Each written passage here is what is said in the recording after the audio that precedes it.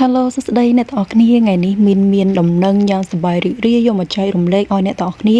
បានសប្បាយរីករាយដោយ admin ដែរហ្នឹងហើយអ្នកទាំងអស់គ្នាដែលរឿងដែលសប្បាយរីករាយមួយហ្នឹងគឺនៅទីបំផុតរឿង Time Rider ឬក៏រឿង Usia Private Note របស់យើងហ្នឹងគឺមានវគ្គ2ហើយហ្នឹងហើយអ្នកទាំងអស់គ្នាមានពិតជាសប្បាយចិត្តខ្លាំងមែនទេនិយាយពីថាអ្នកដែល fan រឿងហ្នឹងគឺយកអារម្មណ៍មួយនឹងហើយនៅពេលដែលរឿងយើងស្រឡាញ់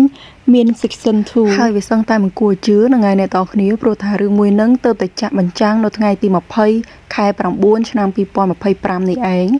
សម្រាប់វគ្គហ្នឹងគឺថាមានអារម្មណ៍ថាខ្លីៗខ្លាំងមែនទេមានតែ18ភាគតែប៉ុណ្ណោះតែរឿងដែលយើងថាល្អមើលគឺយើងថាខ្លីអញ្ចឹងហើយមានអត់អ្នកនរគ្នាប៉ុន្តែវាមិនមែនអញ្ចឹងទេព្រោះថាវគ្គហ្នឹងដូចជាលេងរៀងកាត់អីអញ្ចឹងណា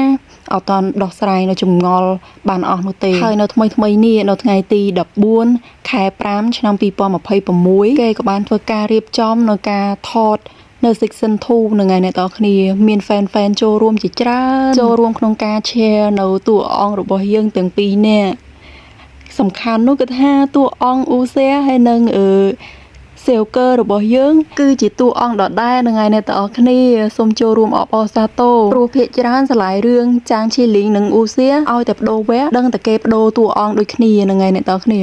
ប៉ុន្តែលើកនេះវ៉ាវពិតជាសប្បាយចិត្តខ្លាំងមែនទែនគឺគេអត់ដូរតួអង្គទេអ្នកទាំងអស់គ្នាសំបីតែផាងស៊ឺរបស់យើងហ្នឹងក៏នៅដដែលមិនដែរអ្នកទាំងអស់គ្នាឮដំណឹងមួយហ្នឹងហើយអ្នកទាំងអស់គ្នាសប្បាយចិត្តអត់ដែលរឿងដែលយើងបានស្រឡាញ់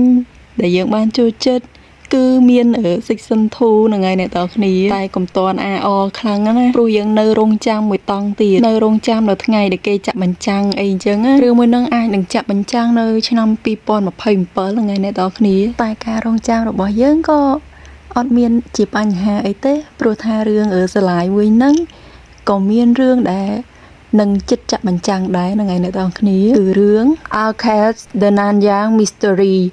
នឹងរឿង The Mistake 9 Against the Coming Storm ហ្នឹងហើយអ្នកទាំងអស់គ្នាគឺសុទ្ធសឹងតែជារឿងស្លាយអ៊ូសៀហើយនឹងចាងឈីលីងរបស់យើងនឹងឯងគឺថាចេញ trailer មកមួយអេមខ្លាំងមែនទែនហើយតួរបស់យើងសុទ្ធតែស្អាតហ្នឹងហើយអ្នកទាំងគ្នាអូខេហ្នឹងហើយអ្នកទាំងគ្នាបើសិនខ្ញុំមានពេលទំនេរខ្ញុំនឹងធ្វើការសង្ខេបនៅរឿងស្លាយអ៊ូសៀនិងចាងឈីលីងឲ្យអ្នកទាំងគ្នាបានស្ដាប់ទៀតអូខេសម្រាប់ពេលនេះសូមអរគុណសូមជម្រាបលាបាយ